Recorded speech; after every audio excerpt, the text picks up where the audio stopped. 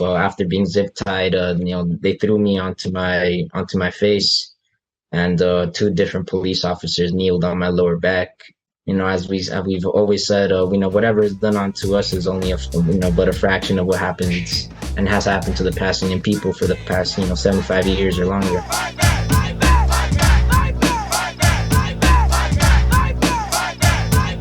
Welcome to Fight Back Radio, production of fightbacknews.org, taking you to the heart of the people's struggle. I'm your host, Richard Berg, and today we have a program that deals with Palestine and student activism here in the United States and the repression that they're facing right now. And this is like one of those episodes where I swear I don't have a crystal ball, but it seems like I might have.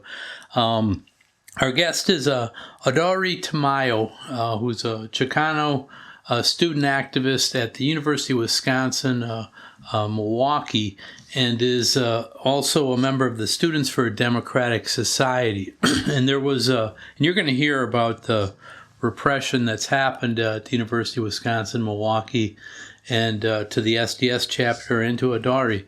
And but since then, since we've broadcast this, it was just as things were starting to take off at Columbia, where the encampment in New York City at Columbia University was raided, and then New York University as well. And since then, across the United States, there's been encampments popping up at universities. I think we're over 50 or 60 as we're releasing this right now, campuses that have done these encampments to support the Palestinians and to call for an end to the genocide that's currently happening in Palestine. So it's really a credit to our young people, our students across the country who have stood up and really have demanded that they be heard, have called on their universities to cut all their ties with Israel, and this is something else. Also, I want to say in the interview, I highlighted what I think was the start of all this was, at least on the campuses, when the Congress called in, from these elite universities, and I misspoke, but it was from Harvard, MIT, and the University of Pennsylvania were the presidents, and they kind of called them on the carpet because they weren't threatening and expelling or whatever they wanted them to do to students who would criticize Israel. And in the aftermath of that, the Harvard president, the first black president of Harvard University, Claudia Gay, was terminated on some BS charges, and the University of Pennsylvania President Elizabeth McGill, resigned under pressure. The one that survived was MIT's Sally Kornbruth. I think that set the tone. I mean, all these university presidents all of a sudden became nervous. You'll hear the story about what happened at the University of Wisconsin, Milwaukee. But Columbia, also an Ivy League school. Also, I mentioned in this interview, and I want to correct the name of the person and the ethnicity, but the University of Southern California, their valedictorian this year is a biomedical engineering major, which, as I recall from my days at the university, is a hard major, but she became the valedictorian. Her name's Asna Tabasu, and I identified her as Palestinian. That's incorrect. She identifies herself as a first-generation South Asian. But she was barred from being able to give her speech because apparently on Facebook or wherever she's said some things that were pro-Palestinian. But these encampments that are happening around the United States right now are it's really something. And here in Chicago at Northwestern University, as I'm talking to you right now, they're setting up an encampment. They're dealing with the police there, and we'll have to find out later what happens with that. But I know I've mentioned Columbia and New York University, which may have tipped these off. The University of Minnesota, MIT and Harvard, also Emerson University, the University of Texas at Austin. I can't name them all, and we haven't confirmed them all yet, but I encourage you to go to Fight Back News, fightbacknews.org, which will be reporting on some or all of these. And it's an exciting time. Some of the discussions have people have been talking about what happened in 1968 when this similar thing happened, and President at that time, Lyndon Johnson, was not able to run for re-election because of his stance on the Vietnam War. You'll hear Audari today talk about Joe Biden and his troubles, and that the fact that we're going to go to the Democratic Party convention. I'm expecting many, many thousands of young people and college students to show up here in Chicago to protest Biden's nomination for president of the United States. But it's an exciting time. There's a lot going on. It's exciting because people are standing up for what's right. The sad part of all this, though, is also that the genocide in Gaza continues. And, it's like Joe Biden said, we're going to tell the Israelis to try to limit civilian casualties. And Netanyahu and the Israelis give him the middle finger. And then he says, okay, well, we're going to give you billions more dollars. And that, those bills just passed the Senate and the House of Representatives, and Biden signed it. It's on its way. So it's a time where Americans are standing up to the ruling class of both parties, and it's a time when democracy is being challenged, and we need to make sure that we come out. We stand with the people of Palestine, and we stand with our students and the people of the United States. So, anyways, having said all of that, we have an interesting show for you today, and here is Audari Tamayo.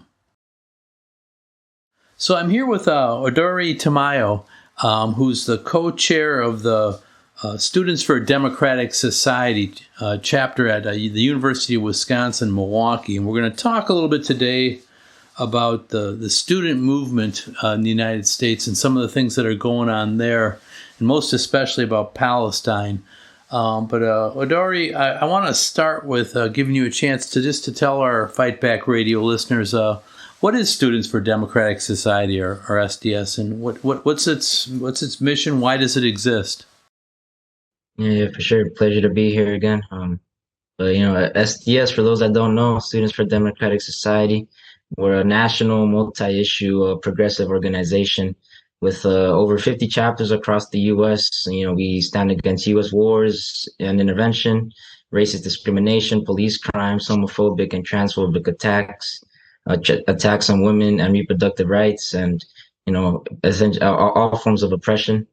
We were refounded in 2006 after the protests against the U.S. invasions of Iraq and Afghanistan, and this was primarily by those students who were inspired by the SDS of the 60s and 70s. But today we host protests and other forms of direct action on campuses to show students that we have the power to change our campuses, fight for better policies, and overall move society toward a more progressive one. Okay, and so I know you guys. We've had SDS people on Fight Back Radio before. You guys are, kick-ass organizers. I know this, and you're not afraid to speak the truth. So let's talk a little bit, though. So this year, the news has been dominated by Palestine. And I'm guessing that you guys have been active and have an opinion about Palestine. What's the SDS position regarding the conflict in Palestine right now? Yeah, to put it simply, we want Palestine to win. SDS stands with the Palestinian people. We stand with the Palestinian resistance. From day one, since the escalation in the Israeli genocide, October 7th, when the Palestinian people rose up and began Al-Aqsa flood, we stood with the Palestinian resistance, and we of course highlighted the U.S.'s role in funding, aiding, and abetting this genocide since its inception. Well, this is, we're going to dig into this in a minute. This has become a big debate on the campuses, and there's been a lot of attack, from the powers that be. And what they would charge your position, they'd say you're anti-Semitic, you're discriminating against Jewish people. How would you respond to that? Yeah, we say we're anti-Zionist. We have Jewish members in virtually every chapter that there is.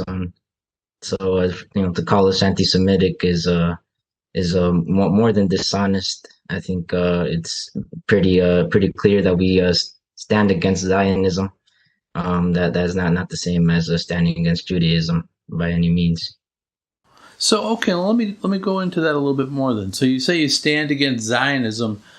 This is if this is a conflict between the Palestinians and the Zionists in Israel, why do we take a side at all? I mean, why don't we just let them fight it out? We got enough problems here with poverty and whatever, our economy. I can go on and on, education, all kinds of things.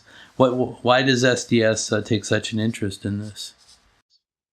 Well, primarily as students in the belly of the beast, as we say, the U.S. is the primary life source for the Zionist entity for Israel. Without the U.S.'s billions of dollars and arms and training and everything else that the U.S. provides, Israel would not exist and would not be inflicting the genocide on the Palestinian people. Okay. And recently, there was Israel bombed an embassy an Iranian embassy in Damascus, Syria, and then recently, even more recently, the Iranians have responded by launching missile and drone attacks on Israel, which is a little bit of a game changer because. Israel up till now is never. Nobody's attacked them directly like that in Israel, and so how do you see this? Is this could spread to a regional war of sorts? And there's some debate, we see in the press about that, amongst the powers that be about what that would actually mean. How do you see this? Yeah, we stand against an escalation in the wider world, but that escalation is primarily coming from the Israeli and U.S. empire. Iran said after their strike that was just a response to the fact that U.S. bombed their embassy and killed several people. And within international law, they have every right to respond to such attacks. Whereas Israel had no right to bomb an embassy of a sovereign country. Okay, so and some of the how did your chapter respond to let me ask you that. What's your chapter been doing in this school year around issues of Palestine, and how has that looked? Yeah, so on campus we have a campaign directed at cutting all ties with Israel, and by that we mean all financial ties, not cutting all investments with Israel and its companies operating out of Israel, ending collaborations with genocide profiteers and those weapons manufacturers that come onto campuses and try to recruit students, to do that type of work, as well as ending all the study abroad trips to occupied Palestine, and to change the name of the UW library that's currently named after Golda Meir, who was Israeli prime minister who oversaw countless deaths and famously said that the Palestinian people did not exist. Wow. So okay, and so and this is you're at the University of Wisconsin-Milwaukee.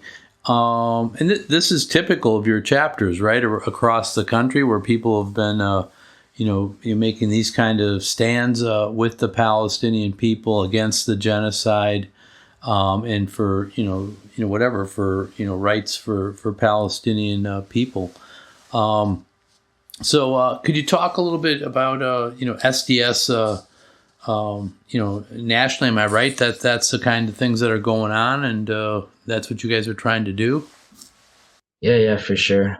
There's plenty chapters that have been doing this type of work since before October 7th. As we know, this didn't start then, but definitely after October 7th and the escalation of the Israeli genocide of the Palestinian people, virtually every chapter redirected their focus to some sort of a campaign directed around Palestine. Whether that meant their own campaign or working very, very closely with the respective chapters of Students for Justice in Palestine, Palestinian Youth Movement, or other sectors of the student movement, in forming coalitions to divest, to get their tuition money, to get their endowment funds out of getting invested into the genocide. And yeah, we as soon as that happened, we signed we made a statement, and at our most recent national convention, it was October of 14th and 15th, we signed a resolution standing in complete solidarity with the Palestinian people, and we've definitely made a point to show it with more than just words. Yeah, no, that's powerful. I remember. I was a student activist myself, but a long time ago in the 1970s and 80s, and at that time there was a similar campaign against South Africa, which had an apartheid government, which were treated black people had different rights and laws than the white people, and it's very similar to what we're seeing in Israel right now. And that was a powerful tool, I think, of going after the money and students at campuses. I know the University of Wisconsin divested itself, its entire system, from corporations that did business in South Africa, and Marquette, which is also in Milwaukee, did a partial divestiture, and so it was all of this was because of large student activities. So I wish you good luck with that. Let me ask you how you got involved in this. You're a proud Chicano, is how you identify yourself, and so why is a Chicano guy so into what's going on in Palestine? Why has that captured your heart and your imagination in the way that you're willing to put so much work into this? Mm-hmm. Yeah, well, I believe in collective liberation, of course, and I think, like I said, like even before October 7th, the parallels between the oppression of the Chicano people and other oppressed peoples within the U.S. Was very linked to the oppression of the Palestinian people, quite literally, in that police in the U.S. Train with Israeli police, and trade tactics and trade and intelligence, technology to surveil us. The same type of cameras, the same technology that exists at the border to surveil migrants crossing into the Southwest is the same type of technology used to surveil Palestinian people. So that was always there. The same way that with Manifest Destiny, they the colonialists and settlers took over large swaths of lands is the same type of ideology that Zionism is proposing. So beyond that, and seeing on October 7th when the Palestinian people broke down the apartheid wall and breaking out of the concentration camps that they held them in, I think that's when we say from Palestine to Mexico, all these walls have got to go. Is because we mean it. Brick by brick, we're going to tear these walls down. And within between the U.S. and Mexico, between Aslan and between Palestine, all these walls are going to drop. But it seems like you're saying you see actually parallels between the white settler colonial United States, where there was colonizing and theft of land from native peoples, and you mentioned Manifest Destiny, where they used religion to try to wipe out native peoples and take over Mexico, or what was Mexico at that time. Now is Texas, California, New Mexico, Arizona, Colorado. I might be missing one. Oklahoma, I suppose. I don't know. But so you see those kind of parallels, and that's am I right here that you're that's the same kind of thing that's going on with the Israelis' theft of land in Palestine right now? Yeah, 100%. I think if even before that, I think other forms of land theft and oppression were modeled after the U.S., such as Hitler praising the concentration camps of the U.S. where they held indigenous people, saying it's the same thing he modeled the ghettos and everything else after. So I think the U.S. is an example for the oppressors of the world in that way, either by doing it themselves first, or by providing the weapons, and the funding to do so, and export their imperial model for sure. Yeah, I mean, so I want to pivot a little bit here. I mentioned earlier about I did a comparison to the student movement today around justice for Palestine to the justice for South Africa in the 70s and 80s.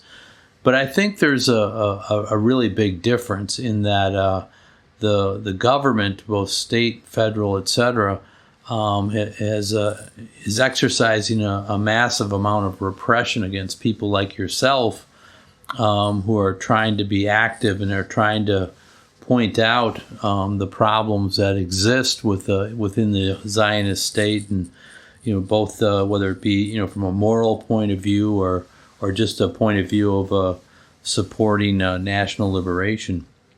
And I know this start. Well, I don't know where it started, probably way back. But one of the things that came to my attention some time ago was when Governor DeSantis in Florida outlawed the Students for Justice in Palestine chapters at the universities there. And do you want to speak to that a little bit about just improve the repression in general, but also the SJPs and what you guys are seeing in SDS? Yeah, for sure.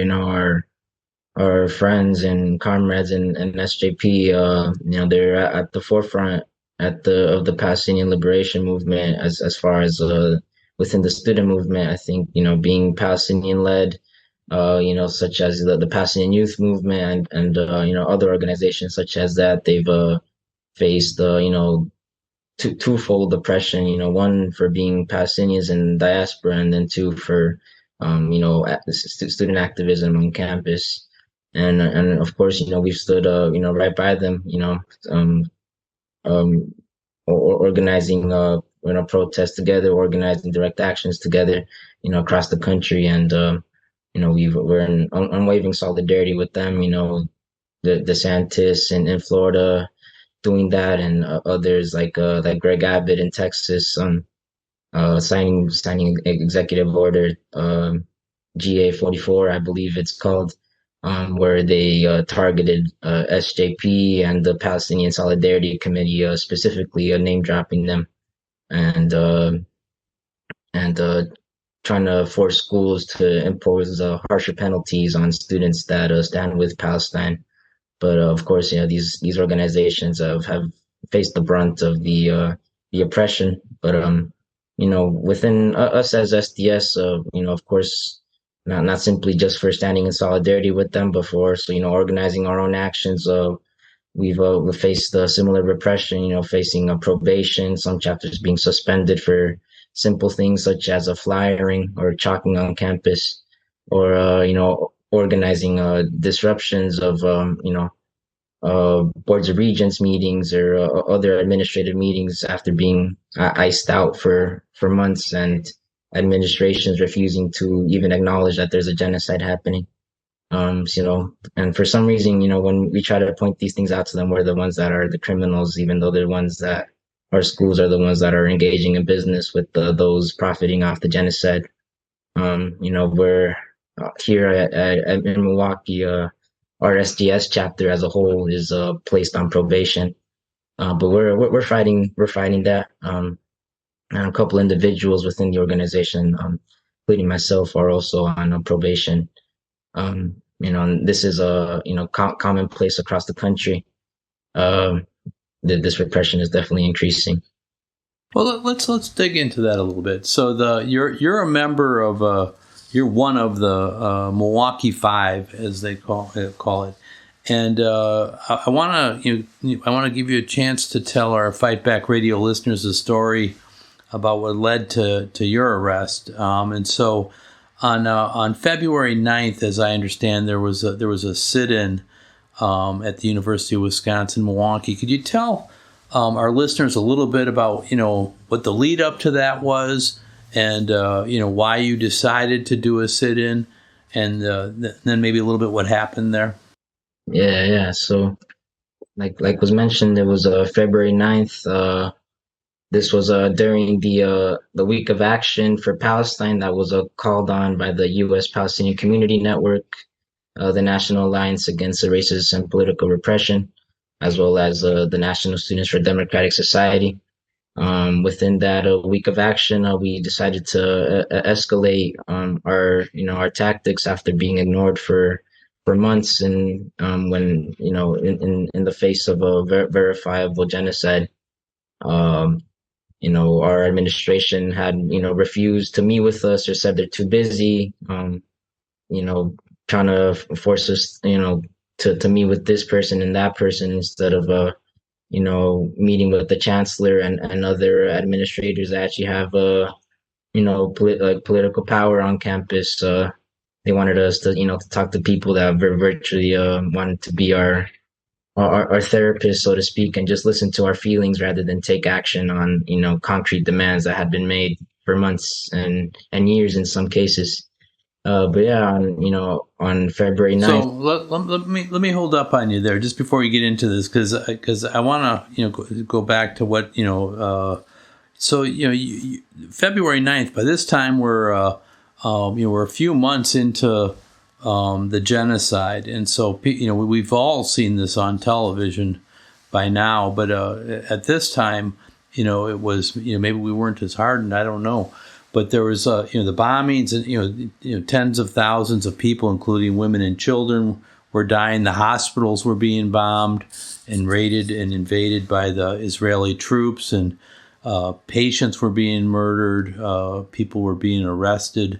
And this also, by the way, in the West Bank, which is not part of Gaza, where there's settlers have been killing and whatever, disrupting Palestinian neighborhoods.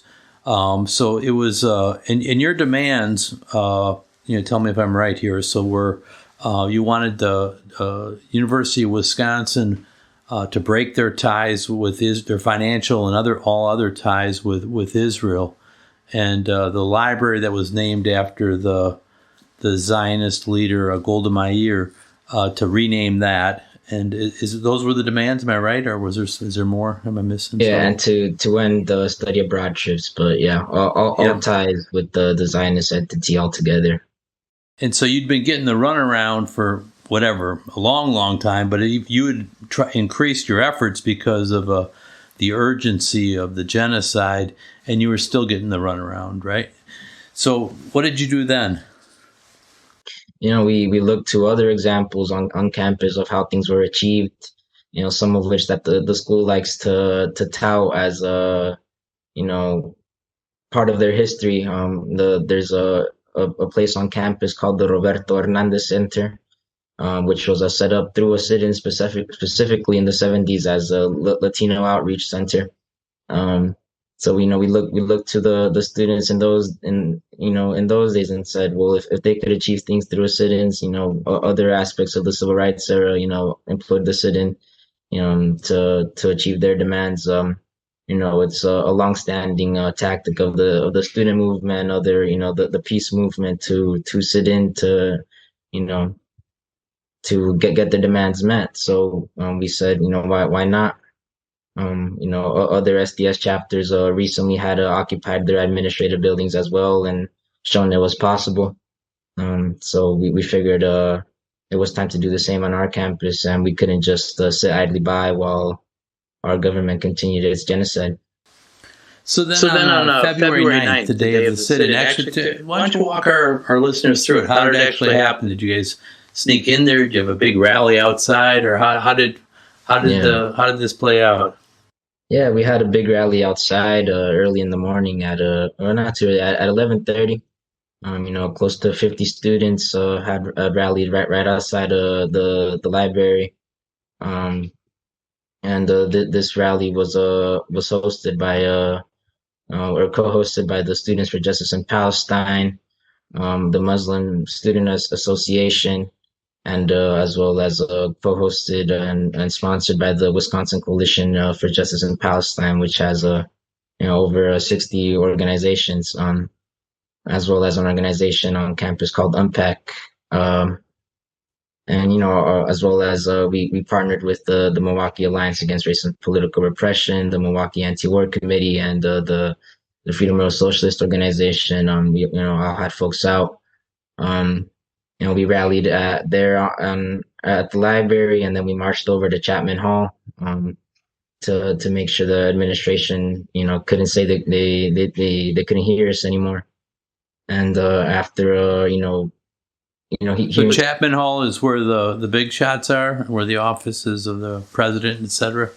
Yeah, that's where all the head people at the school, all the check cutters are at. So yeah, we went out there, we rallied, and we had been going in and out for a couple weeks. The sit-in took a lot of coordination between all of us. We made sure that the building was accessible. It's a public building at a public school, and they had little exhibits there, trying to get students to be there. So they had no reason to lock it. Despite that, they locked it that day, and they locked the main doors once we got there. But not every door was locked, so I went around the side. And that the side door was open, since it was during business hours, and then we burst open the main doors that they had locked, and the dean of students was in there actually just staring at the main doors, almost like waiting for them to come down or something. But we made it in there at about noon, and we were there for approximately 6 hours.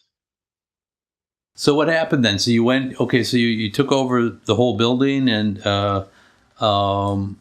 you were there for 6 hours. Tell me about those 6 hours. I mean, that must have been interesting times. I mean, I'm sure you had a little adrenaline going.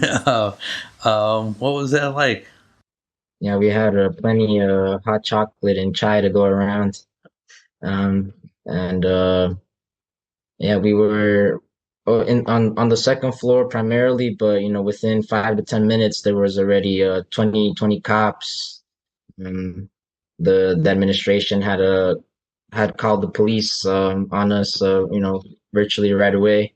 But yeah, we were there, just sitting down, demanding the chancellor to meet with us to go over the demands after they had ignored us for the past couple of months. They tried sending a couple of people in to try to placate us, to say that they can schedule a meeting. They said in February, they told us that they couldn't schedule a meeting until April, which would be, now. We said, no way, we're going to stay here until we get a concrete meeting. They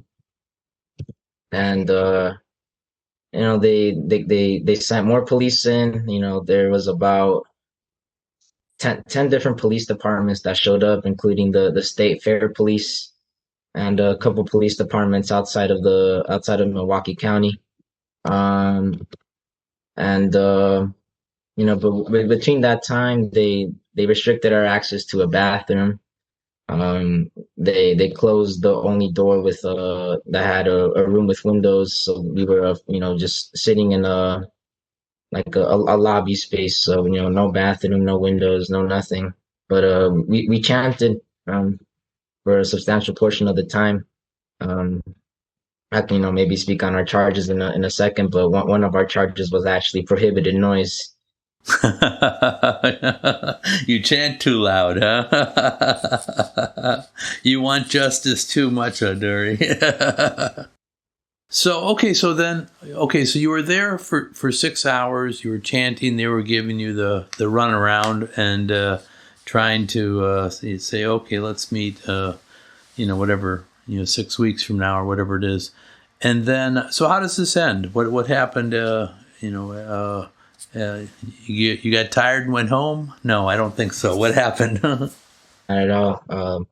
Well, at around 2:30, 3 o'clock, the first student got arrested for daring to step into the stairway, and they arrested him. They took him downstairs, and that was the first student arrested. But there was still about 20 of us um, by 3 o'clock, 3:30. Some folks. We hadn't used the bathroom for close to 4 or 5 hours at that point, and erroneously drank a lot of coffee and chai, thinking we would have access to a bathroom, as is our supposed to be our right as students at a public university in a public building. But that didn't happen, unfortunately. Some folks had to leave for that reason. But in the end, there was four of us remaining. At about 5:30, they came in threatening arrest, and over 20 police officers came in gloves and everything else, ready to arrest us. We had linked our arms, expecting the police to treat us poorly as they usually do, and that's what they did. They zip tied us, you know, with tight enough to leave lesions on our wrists. And as for myself, after being zip tied, they threw me onto my face, and two different police officers kneeled on my lower back. For a pretty long time. I still get a little bit of pain, but as we've always said, whatever is done onto us is only but a fraction of what happens and has happened to the Palestinian people for the past 75 years or longer. So despite that treatment by the police, despite the repression that whole day, we remained firm in our demand, firm in our commitment. We got arrested, thrown apart from each other, and we got released right there on the spot, because there was 30, 40 people outside still rallying in our support. So like 6 hours later, you still had a little crowd there that was chanting and calling for justice. Yeah, we had folks, the whole day. We had press that wasn't allowed into the building. State representatives that were allowed into the building and lied to by the administration. All folks from all walks of life had gathered there to support us in the demand. How did they lie to the elected officials or to others?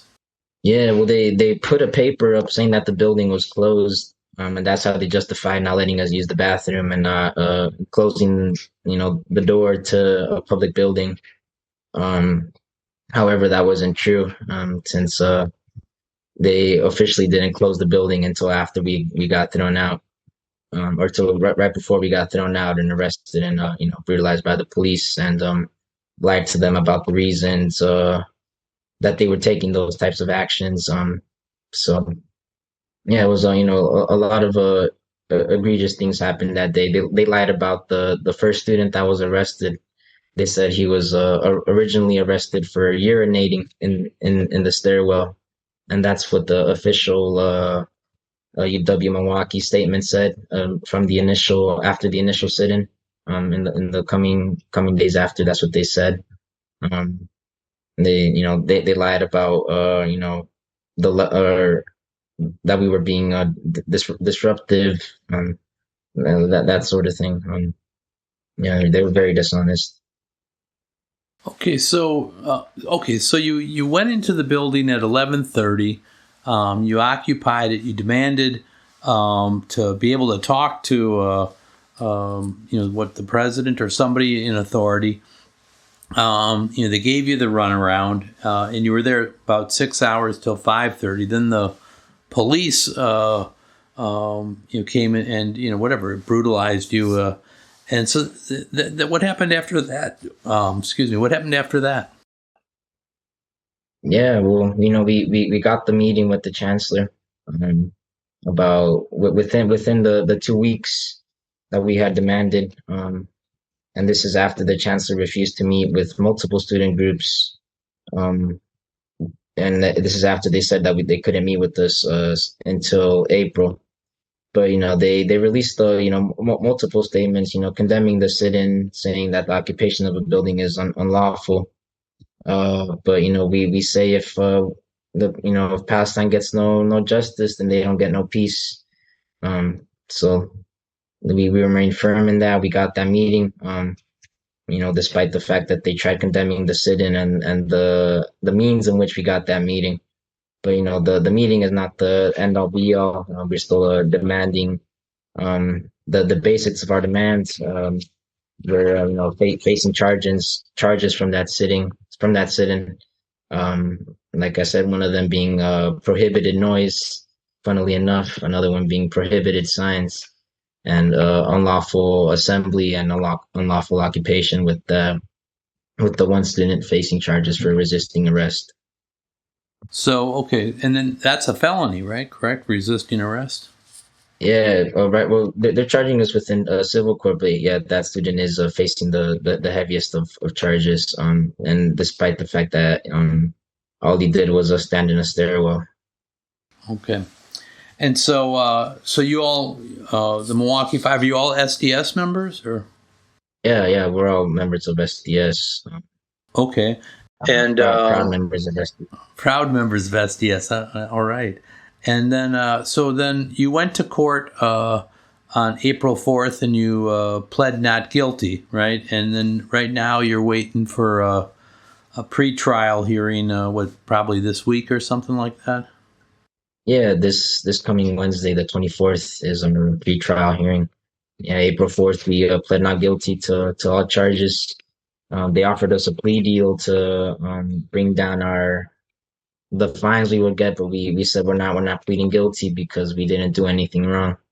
And ultimately we couldn't say this in court, but we've said it everywhere else, that the real criminals are those profiting off the genocide. The real criminals are the Israeli occupation forces, and those are who our school chooses to do business with. Okay. And so but also, you mentioned this earlier. Your student organization is on probation now too. So it wasn't just that they, they're messing with you guys individually, and you have these, whatever, you have to deal with the legal system about all this stuff. But SDS itself at the University of Wisconsin-Milwaukee is on probation. What exactly does that mean? It means that it's essentially a scare tactic. It hasn't affected our ability to reserve rooms and that sort of thing. But if they're punishing us for protesting, and if we dare protest again, then they could suspend us, or make it so SDS is no longer an official student organization.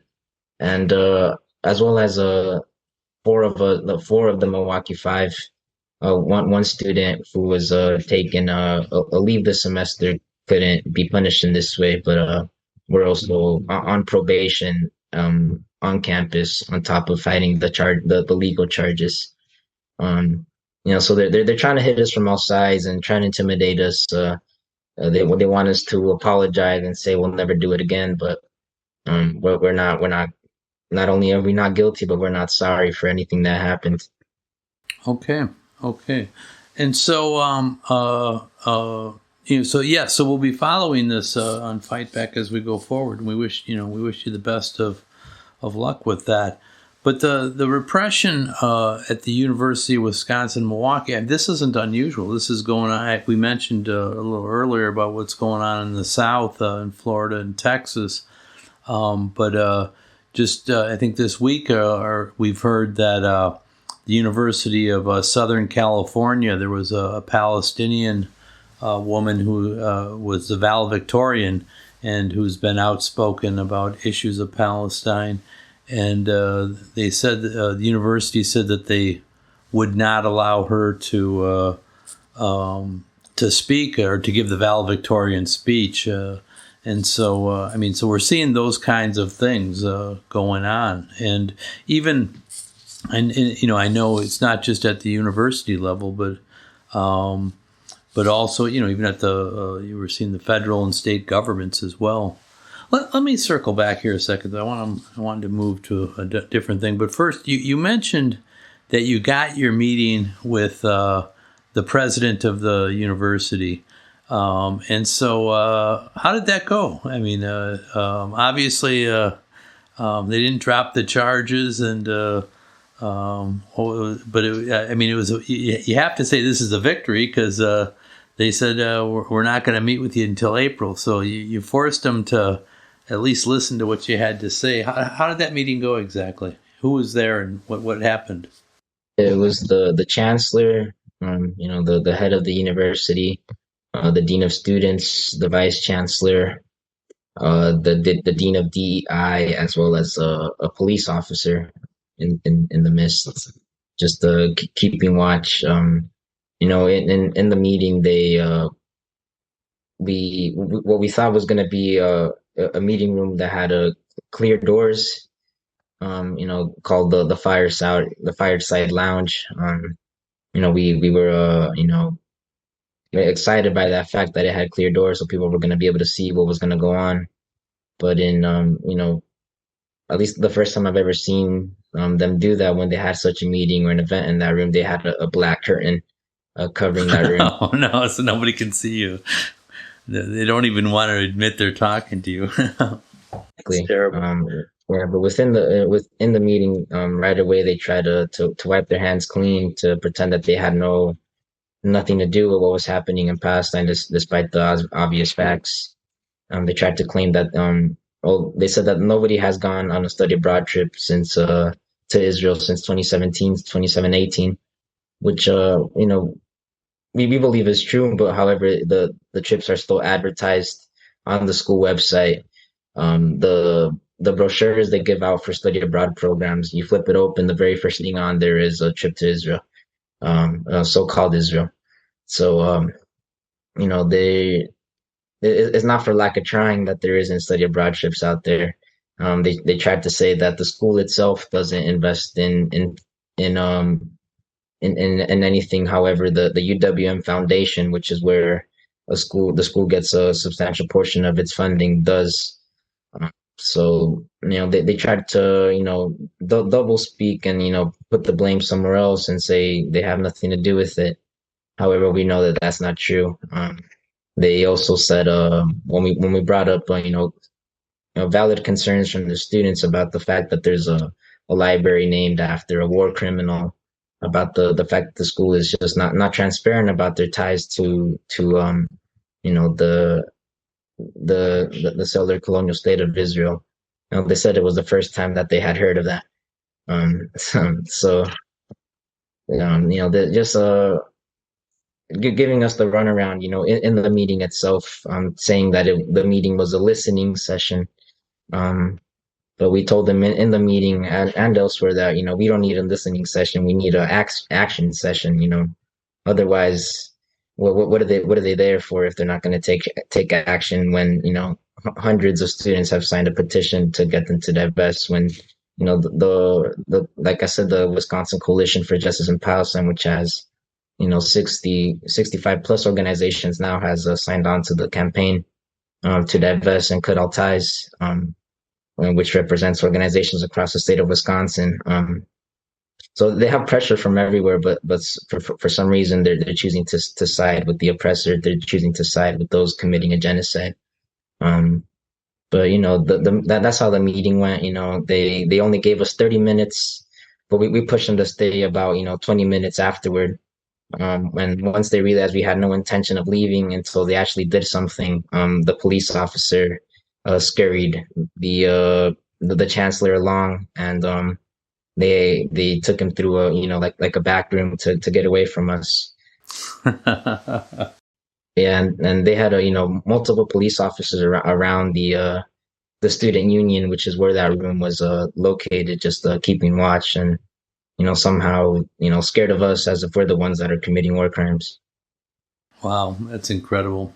I mean, I think some of this that we're seeing is there was, the federal government put pressure on these university presidents. They set the tone when they had these congressional hearings, and there was the Ivy League presidents from I think it was Harvard, Princeton, and Yale, and they they said to them, they were asking them questions about, comparing criticism of Israel to anti-Semitism, and saying, basically pushing that you should be expelled from an Ivy League university was the implication, and it's the president's responsibility to do that if you speak up or criticize Israeli or U.S. foreign policy regarding Israel. And so, whatever. I mean, University of Wisconsin-Milwaukee and so many other universities, I'm sure they saw that and they're like, look, if I want to keep my job, I probably have to support U.S. imperialism and, the billions of dollars they're sending to pay for a genocide. So it's terrible. And even like right now, I mean, I don't know if you want to talk a little bit about, maybe you can tell our Fight Back Radio listeners about the students that have been active at Columbia University, which is also an Ivy League school in New York, and what's happened there a little bit. Yeah, like you said, this has happened, across the country, and the government has put pressure on universities, signing multiple resolutions now condemning, anti-Semitic speech or whatever they call it, and naming phrases such as from the river to the sea as anti-Semitic calls to violence, and that whole propaganda spiel. But at these institutions of higher learning, at what's supposed to be the best schools in the country with the most intelligent people going there, such as in Columbia, these are Ivy League kids, Ivy League students. They listen to everything they say except when they say Free Palestine for some reason. But here in Columbia, they set up a Palestine solidarity encampment in their main, one of their schools' main lawns, and for that they were labeled a threat, and the school's tactic was to suspend those students and then or expel them, and then once they were no longer students, they could officially trespass them, and they were arresting students by the hundreds. But despite that, they set up a separate Palestine solidarity encampment on campus, and they're going strong. I think it's the fifth day now. The school is trying to take their tents away and limit access to food, and not letting folks bring them any supplies. But no, despite that, they're remaining strong, and they're inspiring students across the country to set up their own Palestine solidarity encampments, and move from occupying buildings like we did to occupying the entire campus. So it's definitely an escalation in the tactics of the student movement right now, and it's inspiring people across the country to do the same. And I think university officials are shaking in their boots right now. Yeah, no, I think that's right. I think what you did at the University of Wisconsin-Milwaukee and what the Milwaukee Five have done is whatever, it's spreading, and it's like now we see Columbia. On April 15th here in Chicago, there was big protests that blocked the freeway that goes into the O'Hare Airport, which is one of the busiest airports in the world, I think, or certainly in the United States. And there they arrested 50 people, and 15 of them are now facing aggravated battery charges, and one of the main leaders was kept in jail for more than 3 years. So it's a critical time in the struggle, because clearly there's we see in Gaza the genocide continues in the West Bank. It's escalating, and it's the potential for a regional war is there, and many have said that that's actually what Israel wants. So it's now is a time more important than ever for us to stand up and stand with the Palestinian people. And it's unfortunate that there's nobody. We have a government that with the two political parties, which both are completely tone deaf for the overwhelming majority of the people that live in the United States. Along those lines, I know the students we're in a presidential election year. There's going to be a convention in Milwaukee, in your city, to nominate a Republican nominee, which will probably be Donald Trump. And there's going to be the Democratic Party is going to come to my city, Chicago, and nominate a presidential candidate, probably Joe Biden. And I know we're planning to protest. I'm planning to go to Milwaukee to protest, and I hope you'll be in Chicago to protest as well.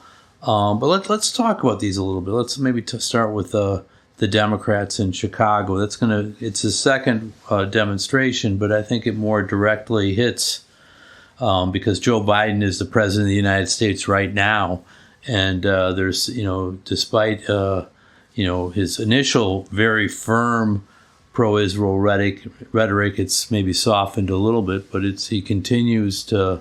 His actions haven't changed at all. I mean, can you talk a little bit about President Biden and why it's important? Why SDS is supporting the march on the Democratic Party convention August 19th? Yeah, for sure. Just like we did, just a little over 50 years ago in 1968. And we stood, as a student movement, in coalition with the anti-war movement, the Black Liberation Movement, all the people's movements to march on the DNC in '68. We're gonna march, on the DNC, this year. Today, Biden, like we've said, he's, the primary culprit in, extending funding to Israel today, and being that lifeline for the occupation to continue. Biden has done nothing to reverse any of Trump's policies, to move the, to move the embassy, for example, and, things like that. So in that sense, in the sense of U.S. imperialism, the two parties are, one and the same. Today, Biden, like he famously said in the 80s, if Israel didn't exist, we'd have to invent one to protect her interests, referring to the interests of the U.S. empire. And, also saying that Israel is one of the greatest investments the U.S. could make.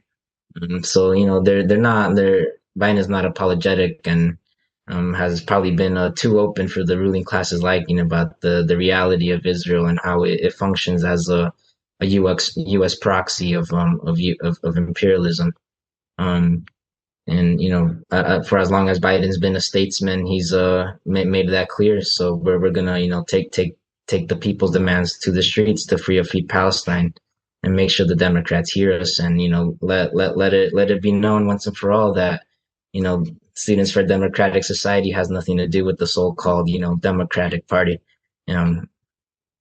All right. I mean, that's well said. That's well said.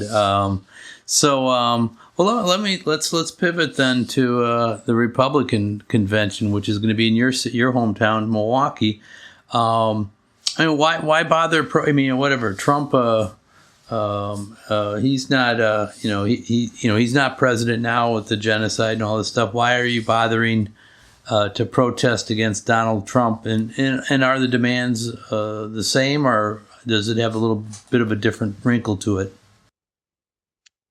Yeah, I think they're more or less the same. I think the demands to march against the Republican National Convention might be a bit broader.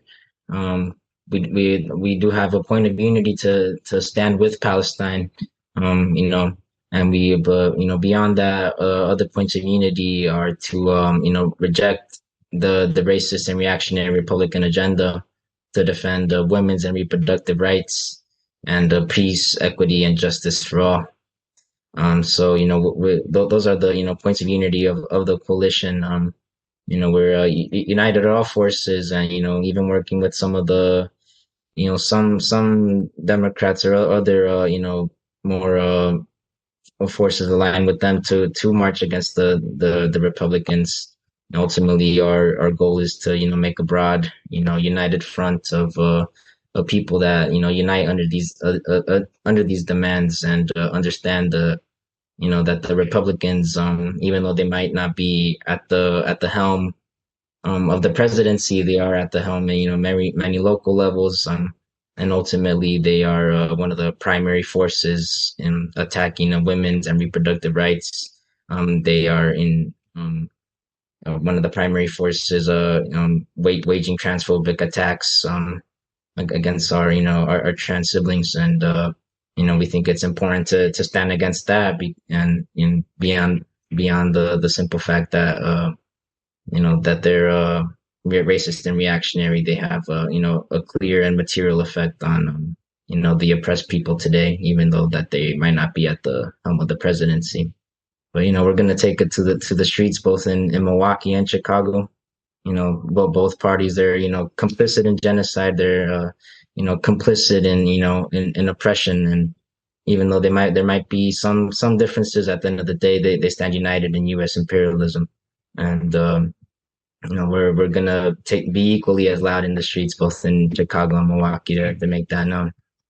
All right. And I know we're planning family friendly protests. I want to say this, and that we encourage people, our Fight Back Radio listeners around the country, to come and bring family, friends, whoever, and encourage others to come, because this is an important moment, I think, for us to look at the both parties, which are not around Palestine, but around so many other issues, are not listening to what our demands actually are. I mean, earlier in this interview, Audari talked a little bit about Governor Abbott in Texas and Governor DeSantis. These guys are Republicans, but the same as we could say with the Democrats with Joe Biden. So we're gonna stand up, and unfortunately, Audari, we're running out of time, and I want to give you a chance if there's anything that we didn't bring up here, or any points you want to raise. This would be it's a good chance for you to do it now before we sign off. Yeah, for sure. If it wasn't clear enough before, I want to see everybody out here in Milwaukee, July 15th, to protest the RNC. We're organizing a family-friendly march. We're trying to bring folks from all walks of life out here, and mobilize, and bring these demands to the streets at the forefront, and make sure that these reactionaries hear us. We're not going to be a mile away like the city wants us to be. We're going to be right at the doorstep.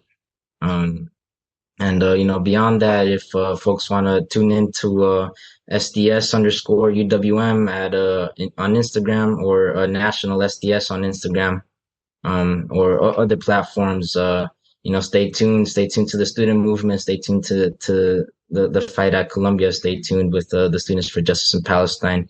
SDS and SJP and other student organizations. We're not going to stand down. We're going to keep fighting until Palestine is free and beyond that. All right. Well, thank you so much for being our guest on Fight Back Radio. This has been a joy. We'll put all the social media contacts for SDS that you just mentioned into our show notes. But thank you for being our guest. Oh yeah, thank you for having us. It's a pleasure. On behalf of SDS at UWM, I want to send our solidarity with the student movement, and say thank you to Fight Back Radio for having us on here. So, thank you a lot. All right. See you in Milwaukee. All right. Okay, so that was Audari Tamayo. And so, I encourage people to, there's probably something going on, an encampment at a college campus going on near you right now. So I would check that out. Check out Students for Democratic Society. They're probably behind it. And so, or you can check out Fight Back News. Fightbacknews.org to find out some of the things that are going on. But anything you can do to support these students. Some of them are being arrested. They need to have calls made to the chancellors or to the police or whatever, the security, whoever we're trying to do to support the students at this time. And so, yes, it's a critical time. Also, as Audari was saying, let's go to these conventions this summer, Republicans and Democrats. Let's protest. Let's let them know that we, the people, are opposed to national oppression. We support national liberation, and we're against U.S. imperialism and our tax dollars going to those kinds of things. Also, before we sign off, I know this week will be we're releasing this episode is the week of May 1st, which is International Workers' Day. And there's going to be protests across the country. Traditionally, it's workers' rights, immigrant rights, and I know we're doing that here in Chicago as well this Friday. But I want people to turn out for those things and raise the issue of Palestine there too. I'm sure they'll be raised at most of these places. So look for a program, a protest, a rally, or whatever for May Day this week and celebrate International Workers' Day.